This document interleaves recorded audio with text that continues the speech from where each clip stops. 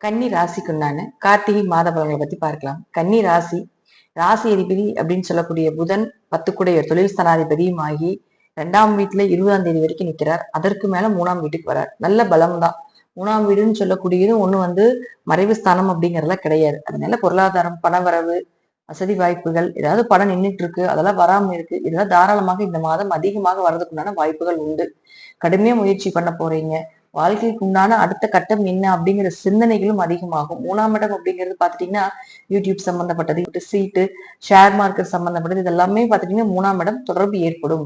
அப்ப ராசி அதிபதியாக இருக்கக்கூடியவரும் 10ஆம் அதிபதியாகவும் இருக்கக்கூடியவர் 3ஆம் வீட்டுக்கு வரும் பொழுது இது சார்ந்த துறையில இருக்கக்கூடியவர்களுக்கு நல்ல யோகத்தையும் பணவரவையும் பொருளாதார வளர்ச்சியும் நிச்சயமாக ஏற்படுத்தி கொடுப்பார் அப்படிங்கிற மாற்று கருத்து இல்லை.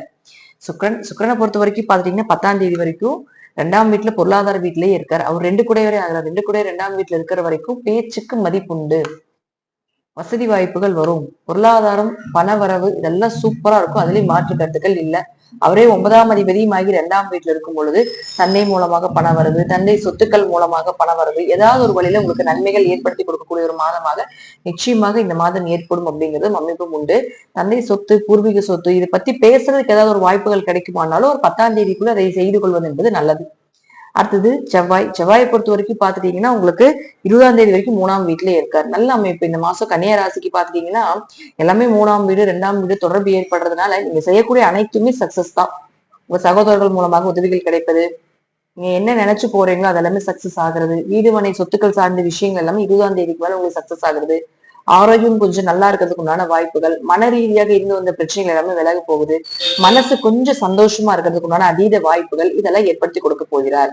அடுத்தது சனி பகவானை பொறுத்த வரைக்கும் பாத்துட்டீங்கன்னாலும் வக்ர நிவர்த்தி ஆகிறார் 12ஆம் தேதி. அப்ப வக்ர நிவர்த்தி ஆகிறதுனால உங்களுக்கு அந்த கண்டச்சனில இருந்து வந்த பாதிப்புகள் அப்படிங்கிறது கொஞ்சம் குறையும். ஏன்னா ஜாதகத்துல சனி வக்கரமாக இருந்தால் உங்களுக்கு குடும்பம் சார்ந்த விஷயங்கள், திருமணம் சார்ந்த விஷயங்கள் நம்ம ஒரு 12ஆம் தேதிக்குள்ள பார்த்துக் கொள்வது என்பது நல்லது. சனி வக்கரமாக இல்லை அப்படின்னா இந்த மாதிரி விஷயங்கள் எல்லாமே ஒரு 12ஆம் தேதிக்கு மேல வைத்துக் கொள்வது என்பதும் நல்லது.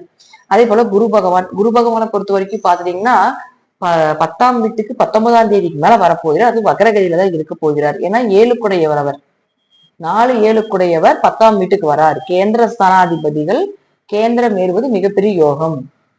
கேந்திரம்னாலே பெருமாள் ஸ்தானம்னு சொல்லுவோம், திரிகோணம்னா லட்சுமி ஸ்தானம்னு சொல்லுவோம்.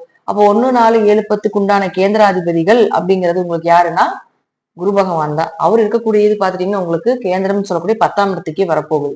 மிகப்பெரிய யோகத்தை கொடுக்கக்கூடிய ஒரு காலகட்டங்கள். தொழில் வளர்ச்சி, வீடு சார்ந்த விஷயங்கள் கைகூடி வர்றது, பார்ட்னருக்குள்ள இருந்து வந்த பிரச்சனைகள் விலகிறது, வியாபாரம் நல்லா செழிப்பா இருக்கிறது,